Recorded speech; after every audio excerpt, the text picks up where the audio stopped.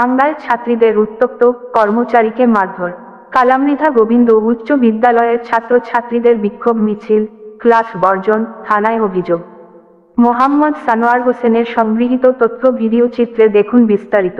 ফরিদপুরের ভাঙ্গা উপজেলার কালামৃধা গোবিন্দ উচ্চ বিদ্যালয়ের ছাত্রীদের উত্তপ্ত ও নিরাপত্তা কর্মীকে মারধর করেছে এক বখাটে ও তার অভিভাবক। রবিবার সকাল 9:30টার সময় বিদ্যালয়ের সামনে এ ঘটনা ঘটে। এই সংবাদ বিদ্যালয়ে ছড়িয়ে পড়লে শিক্ষক ও ছাত্রছাত্রীরা ক্লাস বর্জন করে এবং বিক্ষোভ মিছিল করে।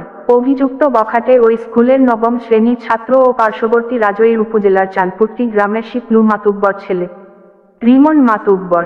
এ ঘটনায় বিদ্যালয়ের প্রধান শিক্ষক আছমা আক্তার বাদী হয়ে ভাঙ্গা থানায় ও উপজেলা নির্বাহী কর্মকর্তার কার্যালয়ে একটি লিখিত অভিযোগ দায়ের করেন।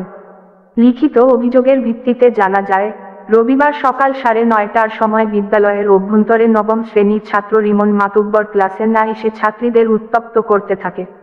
তখন বিদ্যালয়ের সহকারী শিক্ষক মামুনুর রশিদ উত্ত্যক্তকারীকে ধমক দিলে না যাওয়াতে নিরাপত্তা কর্মীকে বলে স্কুল থেকে বের করে দেওয়ায় ছাত্রটি বাড়ি গিয়ে তার বাবা শিপলু মাতুব্বর বিদ্যালয়ের সামনে এসে নিরাপত্তা কর্মী রতন মালাকারকে মারধর করে এবং শিক্ষকদের অকথ্য ভাষায় গালিগালাজ করে হুমকি দিয়ে চলে যায়।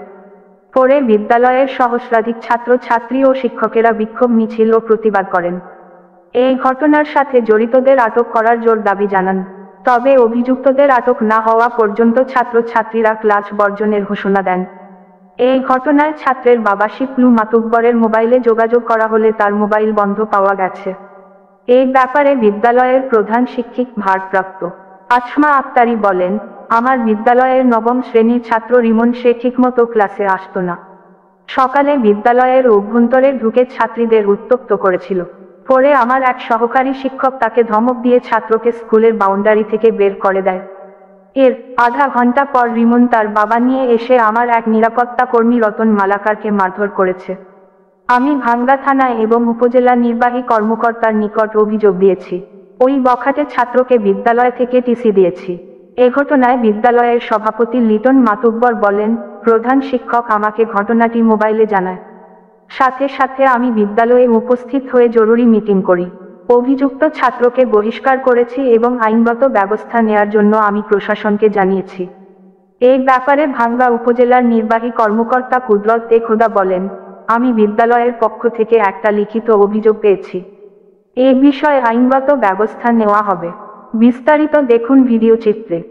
আমার নাম রতন মালাকার। সুমন মাতব্বর আসে আমি বিরোধী গেছি, ভিতরে এসে আমার খাবো দিয়েছে, খাবো দেওয়ার মানে অনেক গালাগালি করছে যে এই 16 বছর তুই আমার ডেকেন করছে, মানে আমার ছেলে ডেকেন করছে এইভাবে বললে আর কি লাইব্রেরিতে যায় আমাদের স্যারেরও অনেক গালাগালি করছে। এই করে তারপরে কি জন্য গালাগালি করলো? আমার মানে তার ছেলের আমি ডাইকে আনছি, আমাদের যে ছিল আমি ডাইকে আনছি, এই জন্য গালিগালাজ করছে। আমার মানে স্যার অনুমতি দিয়েছে, আমি তার ডাইকে আনছি, এই জন্য আমার কথা বলছি। এই বিদ্যালয়ের মধ্যে এসে কিছু লোক খুব বেয়াদবি করছে, তারা অশ্লীল ভাষায় অনেক কথা বলতে বলছে, যা শোভনীয় না। আর আমাদের এই যে কাজকর্ম হয়েছে, যেসব হয়েছে, এগুলোর বিচার না দেওয়া পর্যন্ত আমরা আমাদের ক্লাসরুমে বসতে পারবো না। আমরা বসবো না ক্লাসরুমে। আমাদের স্যারের অপমান করা হয়েছে, আমাদের স্যারের বিচার চাই। স্যারের গায়ে হাত তোলা হয়েছে, এটা তারা কি ঠিক করছে? তাদের বিচার চাই, বিচার করা হবে, তারপরে আমরা ক্লাসরুমে বসবো। আপনি স্কুলের কে? আমি বিদ্যালয়ের অভিভাবক সদস্য। আমন মাস্টার ওই ছেলেটাকে যারাতে ডাকে আনছিল এই স্কুলেরই মানে একজন দপ্তরি, সেই ছেলেটারে ও ডাকে আনছে অপরাধের কারণে। সেই ছেলেটার গায়ে হাত দিয়েছে, অনেকটা চর থাপুর এবং গালাগালি করছে এবং খুব মারধর করছে। কার গায়ে হাত দিচ্ছে? সে নাম হলো স্কুলের দপ্তরি, নাম হলো রতন। আচ্ছা, এই স্কুলে কি ঘটনা ঘটছে?